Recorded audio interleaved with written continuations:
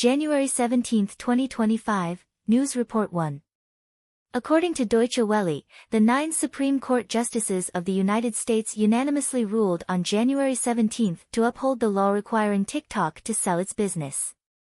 The ruling concluded that the law does not violate the First Amendment of the U.S. Constitution, which protects freedom of speech.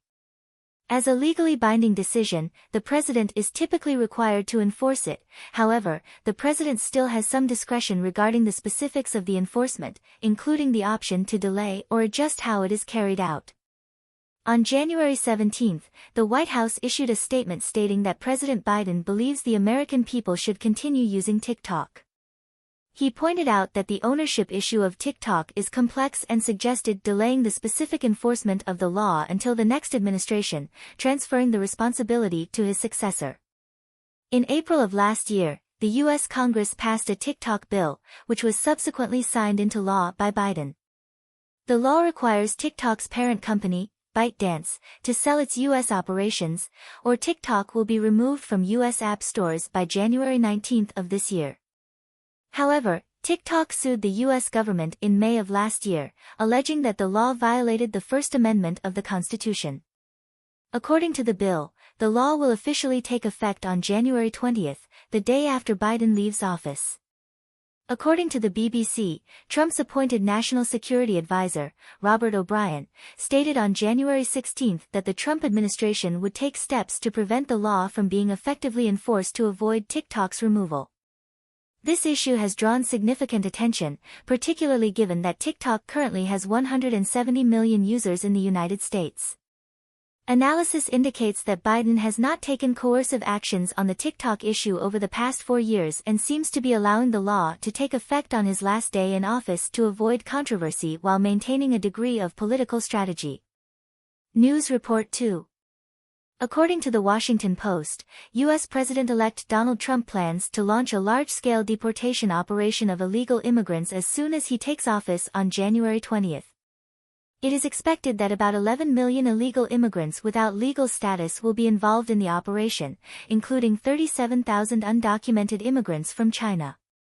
High-ranking aides in Trump's team have stated that illegal immigrants with criminal records will be prioritized for deportation. Currently, the U.S. Immigration and Customs Enforcement, ICE, has a list of 650,000 deportable immigrants, of whom 435,000 are incarcerated. These inmates will be deported immediately upon completing their sentences.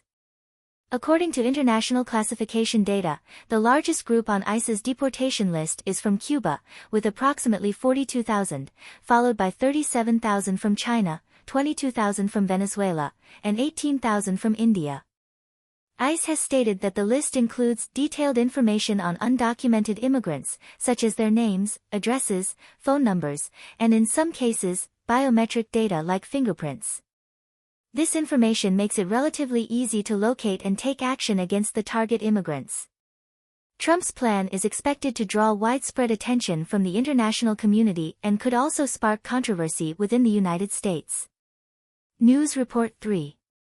According to Bloomberg, the FBI stated that in April of last year, Chinese hackers known as Saltwind infiltrated U.S. telecom company AT&T and stole the call records of FBI agents and confidential informants.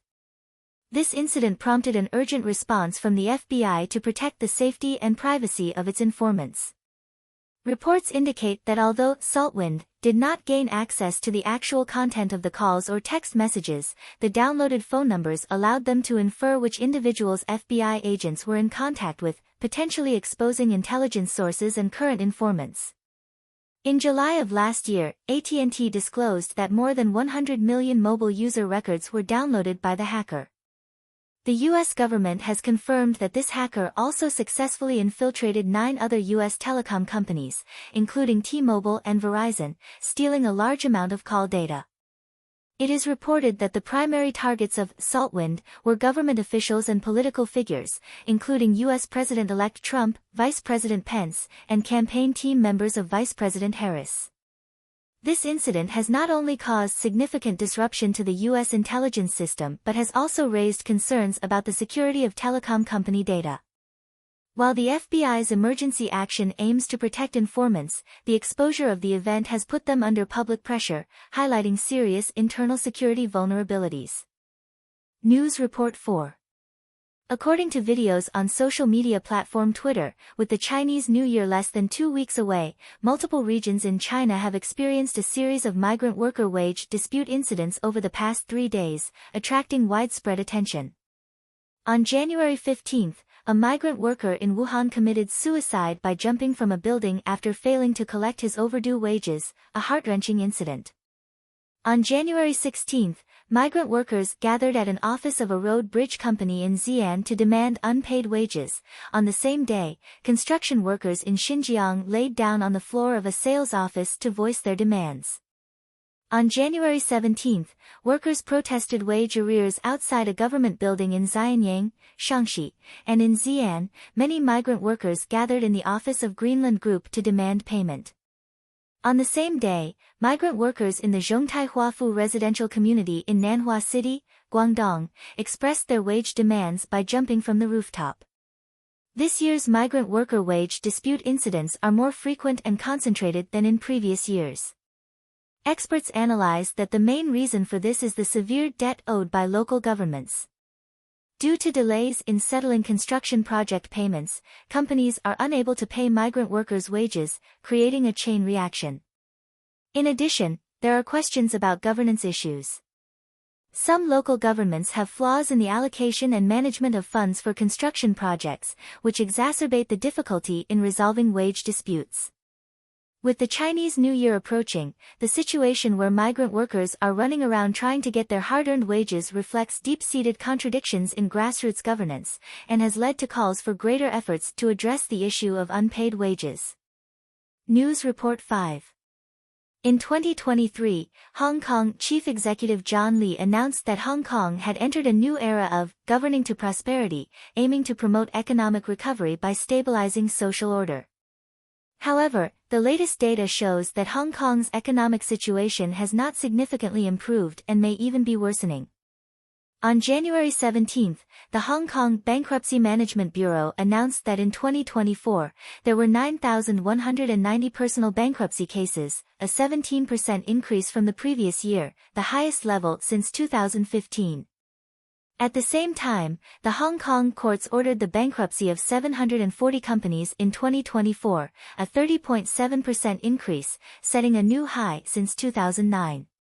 The Hong Kong Marine Department's data reveals that in 2020, Hong Kong's port handled only 13.69 million containers, a 4.9% decline from the previous year, the lowest since 1996, and it has experienced a downward trend for 3 consecutive years. Business confidence has also continued to decline. According to a survey report from Jefferies, 21% of Hong Kong companies expect their profits to decrease this year, and 17% plan to lay off 1% to 5% of their staff. In the financial markets, on January 17, the Hang Seng Index closed at 19,584 points. Citibank lowered its annual forecast for the Hang Seng Index by 20%, from 26,000 points to 21,000 points, and lowered the year-end target from 28,000 points to 22,000 points. These economic data indicate that Chief Executive John Lee's vision of governing to prosperity is unlikely to be realized in the short term, and Hong Kong's economic recovery still faces enormous challenges. News Report 6. On January 17, the Chinese Ministry of Culture and Tourism announced that it would soon resume allowing residents of Fujian and Shanghai to travel to Taiwan, including group tours. However, this policy has sparked widespread controversy. Critics point out that the Chinese government has chosen to only allow residents of Fujian and Shanghai to travel to Taiwan, rather than fully resuming tourism freedom for all regions, which indicates a clear political motive. Some commentators believe that this is not truly meant to promote cross-strait exchange but is using mainland residents as leverage in the confrontation with Taiwan. If Taiwan's security is deemed safe, the government should open up tourism to Taiwan for all mainland residents. If Taiwan is considered unsuitable for tourism, it should not selectively allow residents from specific regions. Previously, China only allowed Fujian residents to travel to Kinmen and Matsu via the small three links, but did not allow mainland tourists to visit Taiwan's main island. Therefore, some argue that this opening still does not break the restrictions on tourism to Taiwan and is more politically driven. Analysts believe that this policy is likely part of political manipulation targeting Taiwan rather than simply a measure to restore tourism. News Report 7. According to the Liberty Times, Taiwan's Ministry of National Defense confirmed on January 17 that Taiwan and the United States have signed a cooperation agreement. Under this agreement, the U.S. will send military personnel to Taiwan's Zhuiying base to assist in training the Taiwanese Navy. This is the first time Taiwan has explicitly confirmed the participation of U.S. troops in joint training on the island. The agreement outlines a 2-year cooperative training program with a budget of $1.51 million. While the amount is not large, Taiwanese military officials emphasize the significance of this training. Zhuiying, as the headquarters for the Taiwanese Navy and Marine Corps, will be the central location for this collaboration. This move is widely seen as not only strengthening military cooperation between Taiwan and the U.S., but also sending a signal, particularly to mainland China, that U.S. forces are assisting in Taiwan's defense. The news is expected to further heighten regional attention and discussion. News Report 8. According to the United Daily News, a poll conducted by the Taiwan National Defense and Security Research Institute, released on January 17, revealed that 47% of Taiwanese citizens support increasing the defense budget, with 38% of respondents in favor of a significant increase. The survey also showed that 40% of respondents believe the defense budget should prioritize improving the quality of Taiwan's military personnel, while 27% support purchasing more U.S. weapons as a response to potential tariffs. Another 27% believe Taiwan should collaborate with the U.S. to develop defense technologies. Regarding Taiwan-U.S. relations, 47% of respondents believe that even with a change in the U.S. presidency, Taiwan-U.S. relations will not be significantly affected. The poll, conducted from January 3 to 7 with 1,138 respondents, reflects widespread support in Taiwan for strengthening defense capabilities. News Report 9. According to the Taiwan-based Tech News, the state government of Ohio announced on January 16 that defense contractor Anduril Industries will invest $1 billion to build a super factory in the state dedicated to producing military drones. The factory, named Arsenal 1, will cover 460,000 square meters and is expected to begin mass production in July 2026. The factory will manufacture advanced AI drone systems developed by Anduril, which will not only feature high-tech automation capabilities but also meet the U.S. military's large-scale demand.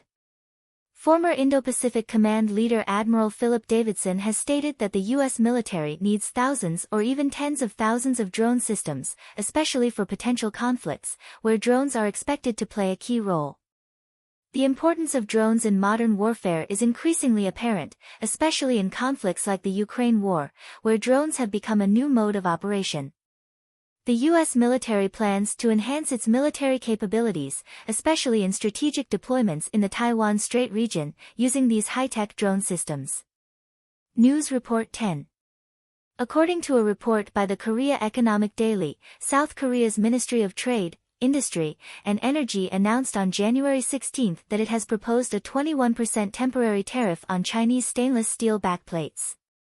Data from the Korea Steel Association show that from January to October 2023, South Korea imported 1.15 million tons of stainless steel plates from China, an increase of 3.1% compared to the previous year. Previously, South Korea's stainless steel backplate manufacturer DKC filed a request for an anti-dumping investigation with the ministry in June 2023. Meanwhile, Caixin reported that on January 17, China's Ministry of Commerce requested the World Trade Organization, WTO, to establish a panel to investigate Turkey's imposition of a 40% tariff on Chinese cars. In July 2023, Turkey imposed a 40% tariff on Chinese cars, with a minimum tariff of $7,000 per vehicle, making it more difficult for Chinese cars to enter the Turkish market. China believes this measure affects Sino-Turkish trade and has asked the WTO to rule on the matter. However, some experts argue that tariffs are a matter of national sovereignty and that the WTO should not intervene, rendering the investigation's significance limited. News Report 11. Data released by China's Ministry of Commerce on January 17 showed that China's actual foreign direct investment, FDI, in 2023 amounted to 826.2 billion renminbi, a decrease of 27% compared to the previous year. Of this, 220 billion renminbi went to the manufacturing sector, while 580 billion renminbi went to the service sector. Some analysts have expressed skepticism about the data, citing significant geopolitical risks and downward pressure on China's economy.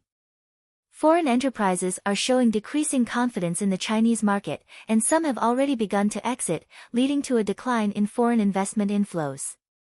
Analysts believe that existing foreign investments may be facing an exodus, and future foreign investment may further decrease. News Report 12. On the evening of January 16, the father of Chinese model Yang Ziki released a video confirming that Yang had successfully left Myanmar's Mayawati scam zone. Yang Ziki had traveled to Thailand on December 20, 2023, and was found injured with eye wounds on December 29. After his family reported the incident, Thai police located him in the Mayawati scam zone on January 12. Although rescued, the family had to pay a fee as a condition of his release. The Mayawati scam zone's complex interests involve multiple countries, including China, Thailand, Myanmar, and local warlords. Several scam syndicates are operating in the area, making the situation challenging. Previously, Chinese actor Wang Xian and Jiangsu woman Wu Jieqi were kidnapped to this scam zone, and media intervention helped secure their release. However, many Chinese citizens remain trapped in these scam zones. United Nations data indicates that over 1 million people in Southeast Asia were involved in the scam industry in 2023, with more than 70% being kidnapped to scam zones. Thai police state that approximately 70,000 people are kidnapped each year to Myanmar's scam zones. Meanwhile, a list named Emerging Homecoming Plan has circulated online, documenting about 1,500 to 600 Chinese victims. Despite growing public attention to the plight of those trapped, the Chinese government has yet to take proactive measures to rescue them. Some victims have been released through public pressure, but many still remain in these scam zones, requiring further attention and rescue efforts. News Report 13. South Korean President Yoon Suk-yeol announced martial law on December 3, 2023, and 45 days have passed, with political tensions in South Korea showing no signs of easing. According to a report by Yonhap News on January 17, the South Korean Public Officials Crime Investigation Unit, PCIU, has requested the Seoul Western District Court for a formal arrest warrant for President Yoon, marking the first time in South Korean history that an arrest warrant has been requested for a sitting president. On January 15, the PCIU detained President Yoon on charges of sedition and requested his cooperation for questioning. However, Yoon refused to speak with the police that day and was held in a Seoul detention center. On January 16 and 17, the PCIU again summoned Yoon for questioning, but he continued to refuse cooperation and stayed in the detention center, not appearing at the PCIU. Under South Korean law, after completing an arrest, the PCIU can detain the suspect for only 48 hours for questioning, after which they must release the individual or apply for a formal arrest. Due to Yoon's refusal to cooperate, the PCIU formally applied for an arrest warrant from the court. The court will review this application within 24 hours, and if approved, Yoon could be detained for up to 20 days. The political crisis surrounding President Yoon continues, and future developments may have a profound impact on South Korea's political landscape. News Report 14. According to AFP, French nuclear giant Orano and Mongolia's state-owned Monatom company signed a significant agreement on January 17, 2024, to collaborate on the mining of uranium in Mongolia. Under the agreement, Orano will invest $2.1 billion in uranium mining in the Gobi Desert area in southern Mongolia. Mongolia's uranium deposits are considered world-class, with the total discovered reserves reaching 90,000 tons during an exploration in 2010. The mine is expected to be operational for 30 years, with an annual output of 2,500 tons of uranium. Uranium, an essential resource in the energy sector, is also widely used in military and medical fields. France's Ministry of Foreign Trade stated that this partnership is of historical significance, ensuring France's energy supply and further enhancing France's energy security. France holds a prominent position in the global nuclear energy sector and has previously helped China establish nuclear power plants, strengthening cooperation between the two countries in the nuclear field. Countries with the largest uranium reserves include Australia, Kazakhstan, and Canada, while China, the United States, and France are major uranium importing nations. The cooperation with Mongolia will strengthen France's position in the global nuclear energy supply chain. News Report 15. Global commercial real estate services company CBRE released its 2025 Asia-Pacific Cross-Border Investor Sentiment Report on January 15, 2024. The report analyzed the preferences of multinational real estate investors through a survey of real estate investment trusts, REITs, institutional investors, real estate fund managers, and developers in the Asia-Pacific region. According to the report, the top investment destinations for real estate investors in Asia-Pacific are as follows: Tokyo, Sydney, Singapore, Ho Chi Minh City, Vietnam, Mumbai, Bangkok, Melbourne, with New Delhi, Osaka, Seoul, and Hanoi sharing the 8th position. The report indicates a rise in investor sentiment in the region, with the intention to buy increasing from 5% in 2025 to 13%. This change is mainly attributed to the decrease in interest rates and asset repricing. News Report 16. According to Yahoo News, the Biden administration announced the final round of student loan forgiveness on January 16, 2024, totaling $600 million. The U.S. Department of Education stated that this round of forgiveness involves two major programs. Income-driven repayment program. Approximately 4,500 students will benefit, with a total loan forgiveness amount of $600 million. Borrower Defense Program. Approximately 4,100 students will receive help in forgiving their loans. Additionally, on January 13, the Department of Education announced the forgiveness of loans for about 150,000 people, amounting to $3.8 billion. With this, the Biden administration has forgiven student loans totaling around $189 billion for 5.3 million people since taking office, making it the president with the most student loan forgiveness in U.S. history. Although the Republican Party has criticized the plan, arguing that it is excessive, the Biden administration remains committed to improving the Education Department's debt relief programs to ease student burdens and continue pushing for more debt relief measures. News Report 17. According to the U.S. National Weather Service, New York will experience the strongest cold wave of this winter next week. A powerful polar vortex is expected to sweep from the U.S. Midwest to the East Coast. The forecast is as follows. January 19 evening, temperatures in New York will drop to -5 degrees Celsius. January 20th, temperatures will continue to decline. January 21st, the coldest day is expected, with daytime temperatures possibly reaching -8 degrees Celsius and nighttime temperatures dropping below -12 degrees Celsius. Next weekend, temperatures are expected to rise to near normal levels, around -2 degrees Celsius to -3 degrees Celsius. This cold wave is expected to bring a sharp drop in temperatures and frigid weather, so residents should prepare for extreme cold.